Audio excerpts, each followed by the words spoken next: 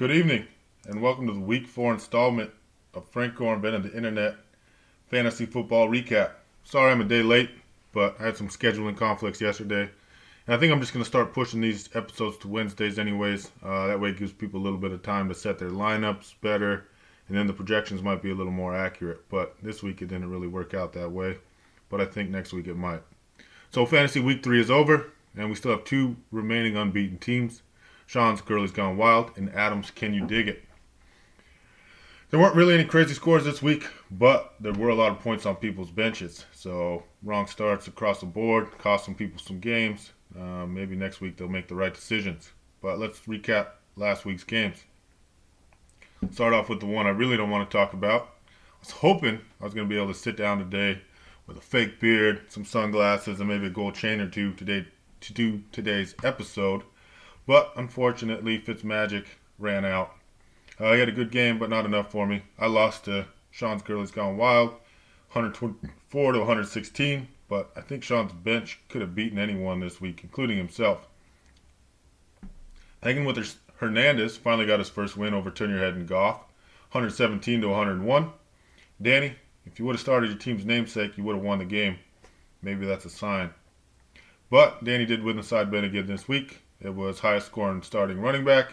Saquon Barkley was put up 22 points for him. But this week we only had two people in it. It was Matt and Danny. Matt, you owe Danny $5. Danny, I'll give you your Venmo back. Matt, pay Danny.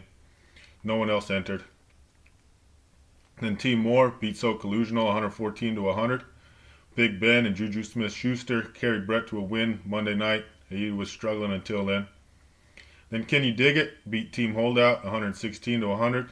TJ is really hoping the rumors are true that the Steelers are going to trade Le'Veon Bell because that's starting to burn a hole in his pocket. Highest score this week went to Waffle Stompers with 128 points, defeating a team has no name who only scored 100. So I'm not sure what the dynamic's like in that house or what kind of tension is there. So hopefully they're all right.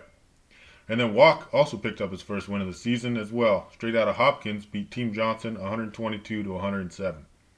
So like I said before, we have two undefeated teams.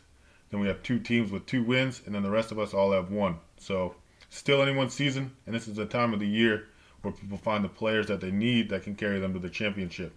So get on the waiver wire, start putting some trades in motion, make some moves, shake it up a little bit. I think I need to. So let's see what else you guys can do. On to Week 4's matchups. Charlie Rogers, myself, is an 11-point underdog to a team that has no name. Last week, I think I guilted her into playing the wrong receiver. So hopefully she makes the wrong choice again this week and I can come out on top. Team Moore has not set his lineup yet, but is currently a 15-point underdog to Danny's Turn Your Head and Goff. Both projected less than 100 points right now, though. Whew. Aaron, as well, hasn't set his lineup fully. He's a 22-point underdog to the undefeated Gurley's Gone Wild. So let's see if Sean's team can keep his win streak going, or will Hernandez get on a win streak? Adam is missing a defense, but is still projected to beat Matt by 8 points. Then what looks to be the closest matchup of the week, straight out of Hopkins, is a 6-point underdog to TJ's Holdouts. But we'll see if the young Mahomes can keep his hot streak going again this week. Maybe Watt can get a second win.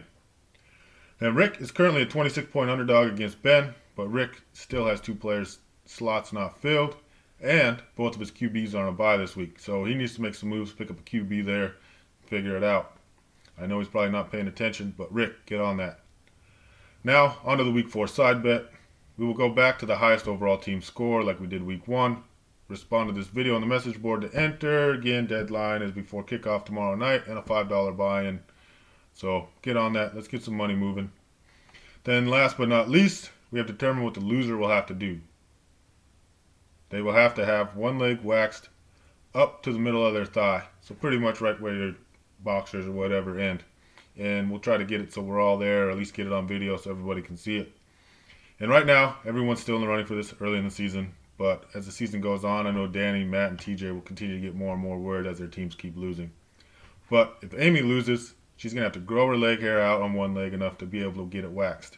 So there would be 2 losers in that situation, with Ben having to deal with that for a month or so, and then Amy having to wax it after that. So thanks for tuning in to another episode. I'll see you guys next week. Kamish out.